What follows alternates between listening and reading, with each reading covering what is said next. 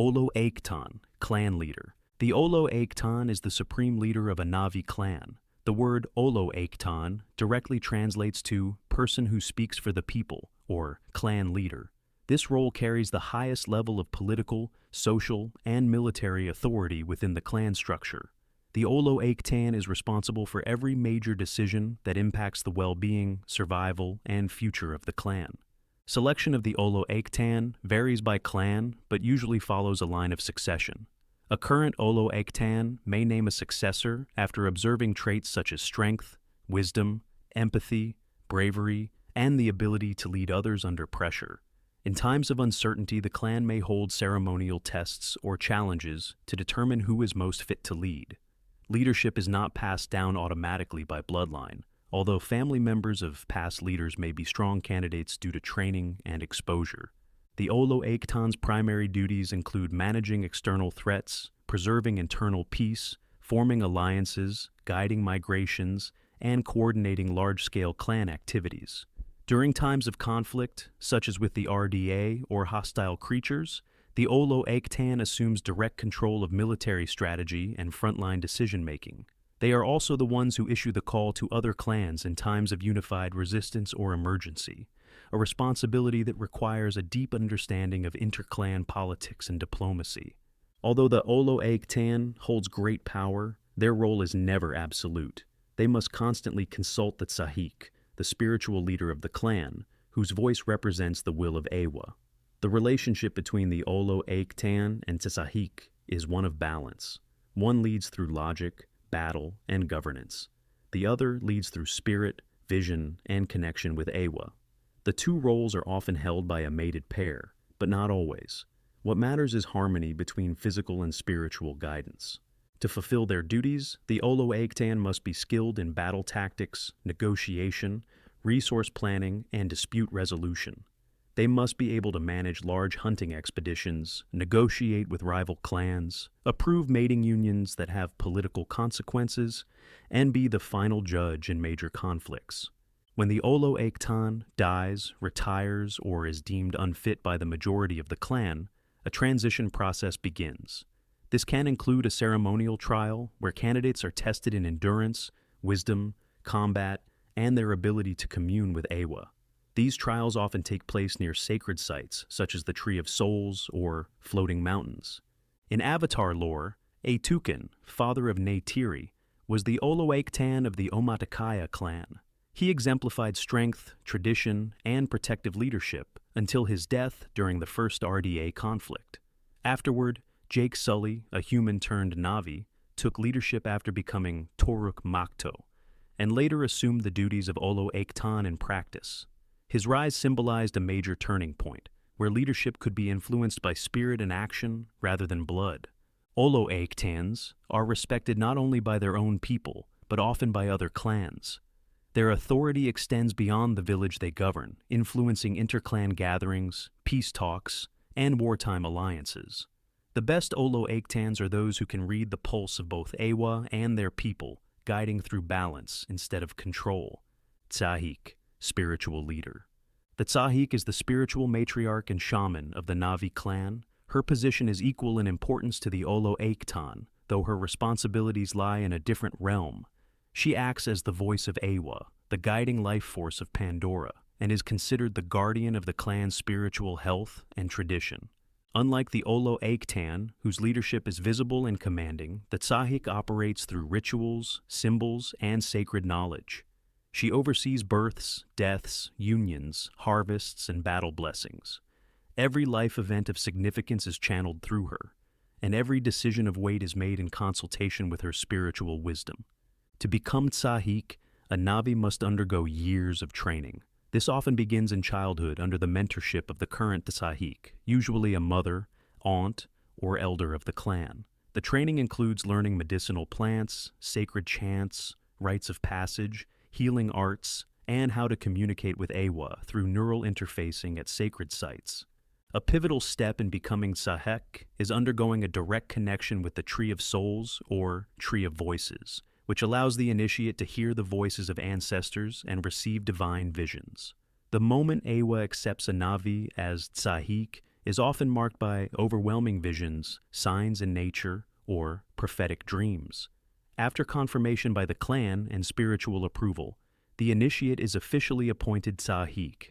The Tsahìk is also the clan's chief healer. She is responsible for using herbs, chants, and energy from Eywa to heal wounds, illnesses, and mental unrest. Her hut, often located at the center of the village, serves as a spiritual clinic, meeting space, and ceremonial site.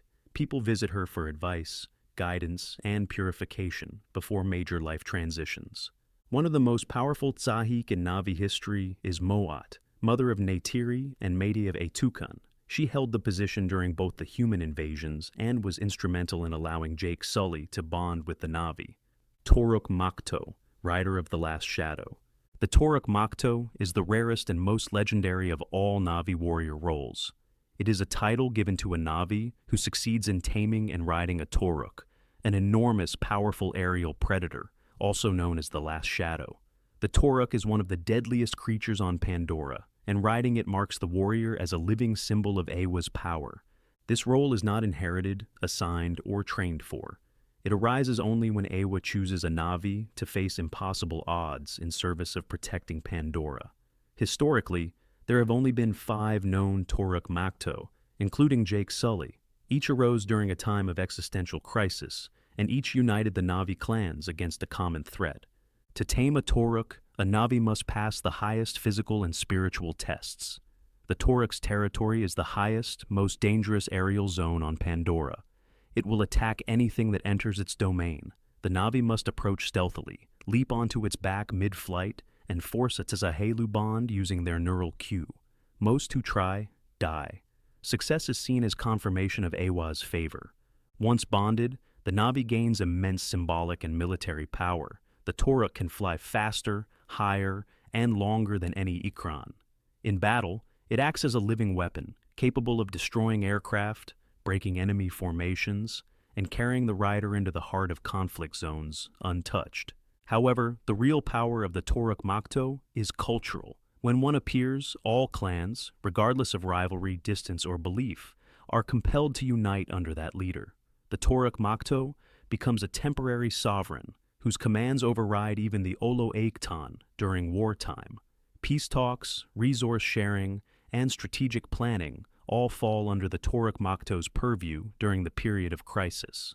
Jake Sully's transformation into Toruk Makto during the First RDA War changed Pandora forever. He rallied all the clans, including the coastal Metkayina and the desert-based Tyrangi, who had not allied in generations. His use of the Toruk to disrupt enemy airships and lead a charge against the human base marked the first planetary-scale victory for the Na'vi.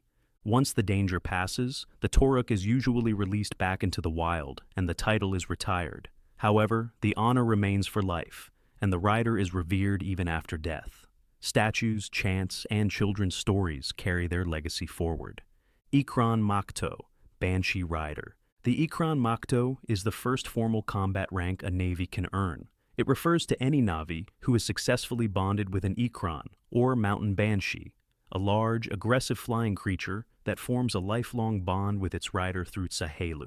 This rite is central to the warrior culture of clans like the Omatikaya. Becoming Ikran Makto begins with Iknimaya, the rite of passage.